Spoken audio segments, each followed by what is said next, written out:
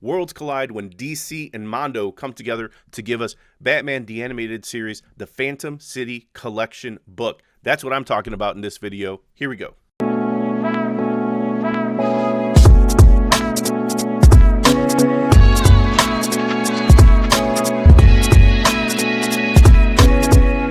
Out the video. My name is Bernie Gonzalez and I am a comic book writer and artist, and in these videos I like to share some of the comics, graphic novels, books, and magazines that have big influences in my storytelling and my art style. And in today's video we're talking about Batman the Animated Series, the Phantom City Creative Collection, and it includes artwork by Phantom City creative artist Justin Erickson, and also has a foreword by Paul Dini, who worked on the animated series.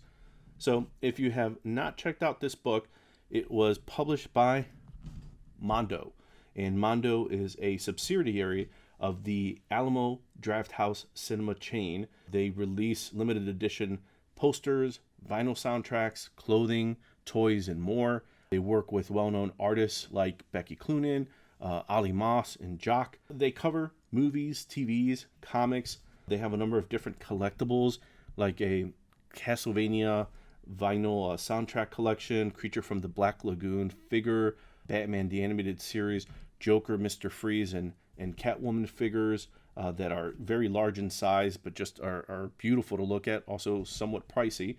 They've released some, I want to say, some Batman vinyl soundtracks as well. So obviously, being a big fan of the animated series, when I saw that they released those posters, I wanted them, but they were very expensive, limited, and hard to get my hands on. So I was grateful that they eventually released all those posters into a collection, which was a little easier to get. It's about between 30 and 40 bucks, so much more in my price range. And just wanted to flip through some of it and check out some of this. It's 144 pages, incredibly well designed. Features artwork that certainly was inspired by Bruce Timm, Glenn Murakami, Ronnie Del Carmen, some of the artists that originally worked on Batman the Animated Series. Here we get a shot of Phantom City Creative, and that's Paige Reynolds and then Justin Erickson. So the artist, Justin Erickson, do an interview with him, show gallery where they had some of those posters that I was mentioning, and then now we get into some of the artwork that's actually collected. And let's start right out of the gate with Mask of the Phantasm. Some great behind the scenes shots, just sketches of trying to figure out how they're going to do the Mask of the Phantasm Batman poster. Love the design, just beautiful. Some other variant editions. Orange works well, but for my money, the black and white here, and apologize for the glare, just looks stunning.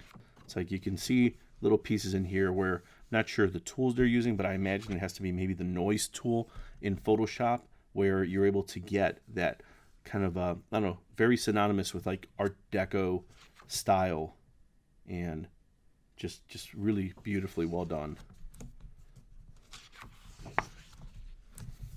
Just very iconic shots. Feels like the intro from the animated series.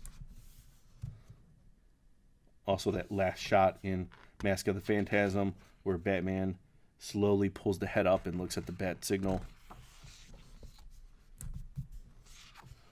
Again, just trying to give viewers, give collectors a concentrated version of these characters, and this kind of tells you everything you want to know about Catwoman. Just beautifully executed. And there's some shots here where, you could tell a little busier, maybe even a little simpler in some cases in some of those early concepts, but this concept here just executes it well.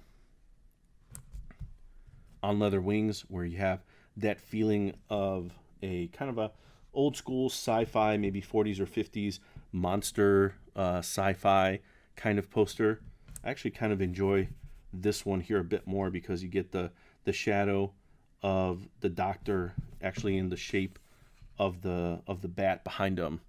Feels ominous, but I can see kind of what they're going for here. You almost are missing all the test tubes and the mad scientist stuff that you would have there. It's the iconic shot of in Heart of Ice where He has the ballerina snow globe, and I mean, it's just an iconic thing in Heart of Ice, in that episode, and being able to kind of put that all together. It's very smart. That poster for an episode, It's Never Too Late, which has that sort of gangster, Cagney kind of feel to it. So definitely leaned into those pulp stylings, those posters. Joker's Favor, just again, great design work all around. Poison Ivy, as a character who, Bruce Timm, many influences: Alex Toth, Jack Kirby, Wally Wood, but also Dan DeCarlo, who is known as the artist that has like the house style for Archie, and it's more rounded, more humorous in tone, and you certainly see that in Poison Ivy's design. So if you're Justin Erickson and you're working on this, you lean into it. This is nice. I actually kind of enjoy that one a bit more, that idea of like the negative space and kind of taking advantage of it. And with the right colors, it would just really sing. It just would work really well. This one a little bit more subtle, but again, just still beautiful design. Nothing to Fear. This is probably, when you see some of the early concepts here, some nice ones there. I love the bat signal in Scarecrow's mouth there, but this just feels ominous. It feels scary. It feels like a horror movie, and just Batman falling to depths of madness, depths of fear. It works well, incredibly well executed. Just very iconic. You can almost close your eyes a little bit and squint, and you can still see the creepy eyes. You can see the bat signal. It's all there. Crime Alley, when you see like these early shots, it's kind of neat because you can tell he figured it out here, but then in this shot, put it all in, put it together. Just really, again, great design. Clock King, I think he only has 2 episodes that he's featured in the entire series, so there's not a lot to work on. So whether it's Clock Tower, gears, the eyes, kind of putting it all together. Another great poster. Two-Face, love this one. Something kind of interesting about this, because you see Batman at this size compared to Two-Face, has like that Dick Sprang feel, like you could see something larger than life. But there's something kind of neat about this too, especially when you see the red against the black and white in the grayscale. Works really well. Blue's interesting. I would go with the red. Also neat kind of to see these alternate designs.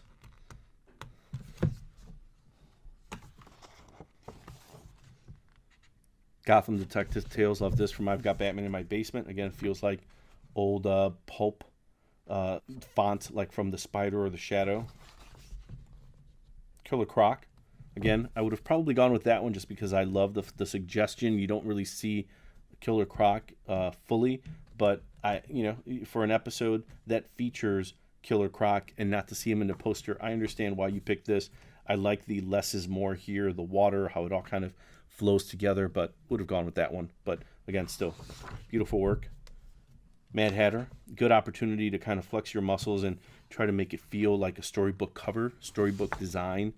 Lean into all the Alice in Wonderland iconography, where you can have the Chester Cat, tea parties, kind of bring that all together. Night of the Ninja, one of those underrated episodes, but Alan Burnett and all the producers were able to really kind of dig into Bruce Wayne's background during his training, and through this episode, kind of put the spotlight on, some of his martial arts training and what he did. And in this one, the artist was able to really kind of hone in on those Japanese woodblock style designs and just, make sure that was conveyed in the design for that poster. Tiger. It's very busy, and when you see it, it is beautiful, but I love the fact that you have these characters, Catwoman and then the tiger there, who are just kind of almost like melding into the background. So it does feel a little muddy because everything feels the same. There's not something to highlight or pop as much as I would have wanted it to be, but it feels executed really well. Like this was done by a very, very accomplished hand, but it needs I would think, a little bit of contrast. I would throw maybe that one beam of yellow breaking through the leaves of the trees, through the canopy, hitting Batman, so that, you know, these guys, the Tiger, Catwoman, are still hiding in shadows, but Batman is just on the spotlight there as he's about to be attacked. Kind of death from above there. Dreams in Darkness. Just, again, beautiful work there. Beware the Gray Ghost. One of my favorite episodes, but again, leaning into the Spider, the Shadow, Inner Sanctum. A lot of those pulp designs, those posters. Feels like something that you would see as a serial poster for Flash Gordon, Commander Cody, you know, the Adventures of the Gray Ghost. It all feels right. You go, I Am the Night. It's interesting because this feels more like, there's the artist known as Jock. It feels more like something he would have designed. This one here feels more like what would have worked for this book. I like that concept design. The idea of the glasses being broken, the shadow, it all just, that's really iconic, very pretty. This feels more on the nose. Almost Got Him. Beautiful use of the bat signal there. Just being able to kind of hone in on the theme of the episode, where you've got all the villains around the table telling their own stories. And then, of course, if you watch the episode, not going to spoil it for you, say Batman is always looming in the shadows, and in this case, being able to use the bat signal to great effectiveness. Moon of the Wolf. I can imagine this is a little harder because you know that there's a moon involved, there's a bat signal involved, so there's a lot of things here that just make sense. But I think in some cases where the font has the feel of those Universal Monster movies, those posters, again, it's well done, but it's hard as a designer to try to think of how to concentrate one theme, one feeling into one image. So, kudos to Justin Erickson for being able to create so many different well-done designs. This one just feels, again, like you've got a moon, you've got a wolf, of course you've got a bat signal. It all works, I get it, but there's maybe some places to be creative into composition, but nonetheless, not going to judge the guy. That's really, really nice. And then you get something like this, where it's just a perfect nod to Bing Crosby's famous White Christmas album cover, but then you combine that with the Joker, and all the suggestions are there. Just this is an example of perfect design, where the person who's looking at this is maybe bringing in all of that history with that album cover, except now it's the Joker, and you even get the little Jingle Bells Batman spells out here in the corner. Love it. Riddler. You know there's going to be puzzles. You know there's going to be something like that. So this, I love this one. I love that because it's just ominous, and it feels like you could even push the Riddler even further up and just kind of cut him off here and have Batman's shadow there. But again, this works incredibly well too. The question mark, Batman running. Joker's wild. Of course you're going to do cards, trading cards, so it perfectly works. His Silicone Soul. I love Hardak, those two-parters, Heart of Steel, two of my favorite episodes, not only in the animation but in the concept, the design, everything. So I love the tech, the circuitry in there. It works. Has even like that feeling of a little bit of Batman Beyond as well. Laughing Fish, love it. 40s, 50s, 60s style advertising design. Leans right into it, even with all these little images here. Harley with the Kiss the Cook apron, the two henchmen. It's all there. Little nod to maybe Thelma and Louise in this Harley and Ivy episode poster design. Man Who Killed Batman. I'm certainly a fan who, don't get me wrong, I love seeing a lot of art on the page sometimes, but sometimes in cases like this, less is more, and this tells a lot in the story. So I love the choices that he made here right across the board in the early concepts into the final design with very little doing a lot. Birds of a Feather. Blind as a Bat. Love the use of Braille here. Just, again, very inventive, very smart. Demon's Quest. The fact that it looks like a poster that you would see in Indiana Jones or something that's kind of globetrotting, makes complete sense with the story that Denny O'Neil and Neil Adams wrote. I want to say it was like in Batman like 240 something, where they introduced Ra's al Ghul and Talia. So when it was adapted to the animated series, makes perfect sense to use a poster design like this if you're Phantom City creative, and just lean into all of that. The swashbuckling, the Errol Flynn, the globe-trotting, the Indiana Jones. Perfect. Shadow of the Bat. Something kind of interesting here because it's understated in the fact that, it feels simple, but the idea is that, yeah, this isn't about Batman. This isn't about Robin. This is about Batgirl. This is about Batgirl making her appearance on the scene. Barbara Gordon showing, that she's completely capable, not only to Batman, but also to her father, Gordon. And this makes sense. This is nice. I like the different iterations here. There's something really classy about the grayscale with the yellow, because the yellow just pops. But there's also something really neat here with this almost like reddish pinkish color, because it just leans into Barbara Gordon's hair color as well. Clayface. I'm just imagining as an artist, this is fun because you know that unlike some of the other villains like Riddler and Hatter, where, yeah, like Hatter, you can play with the idea of storybook design and the Alice in Wonderland stuff, Riddler question marks and puzzles.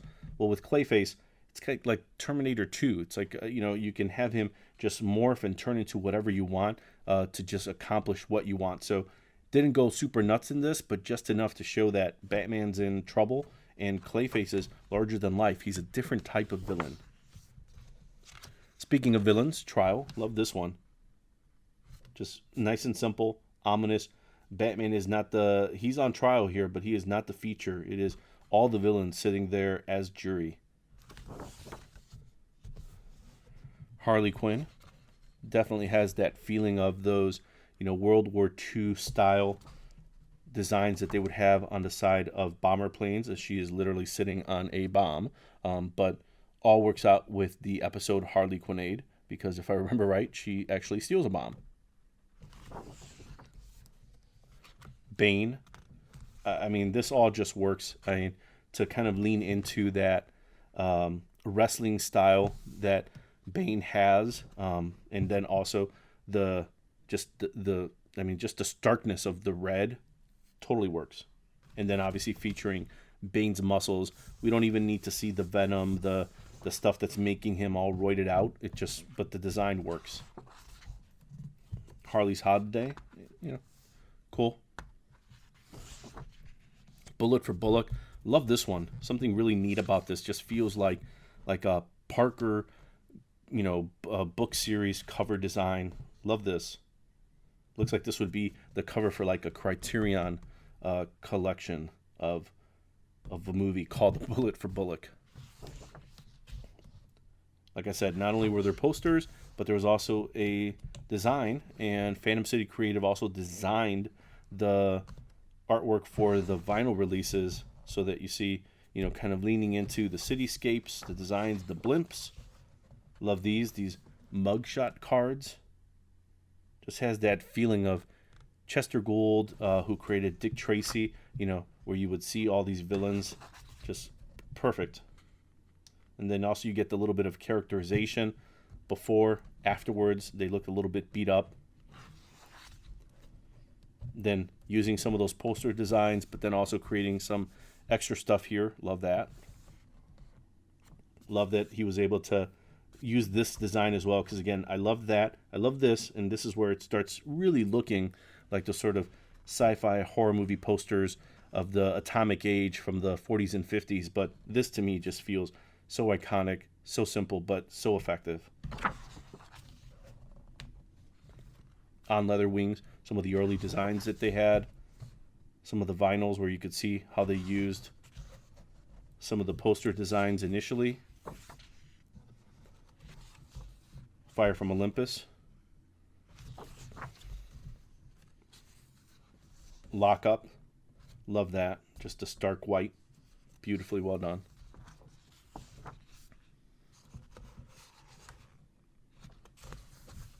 Kind of neat because you always see the red sky of Gotham from the animated series, and in this case he goes in with the blue. Looks different but right. Heroes of Gotham cards. Must have released a card set that went with it that were then Jokerized. Interesting. But I do love the Art Deco style design of this. Just feels like a card set that maybe a Gotham PD or somebody would release as sort of a public relations stunt. Like here, Laughing Fish. That's kind of neat. The gas. Love that. Some of the designs we've seen before. Demon's Quest. Kind of taking Talia's hair, using it in a graphic design style. Love this from Crime Alley. Take out the title there, Appointment in Crime Alley, and just have the red of the roses. All right, and that is Batman Animated Series Phantom City Creative Collection. Love Batman the Animated Series, so there's not enough, at least in my opinion, there's not enough booklets out there that collect artwork from the animated series, and in this case the fact that Mondo was able to collect all of the work from Phantom City Creative from artist Justin Erickson into one collection for a great price. Well worth getting. It's still out there. I believe there's soft cover editions. This is the hardcover edition, but if you're a fan of Batman the Animated Series, definitely a must-have. Thanks for watching the video.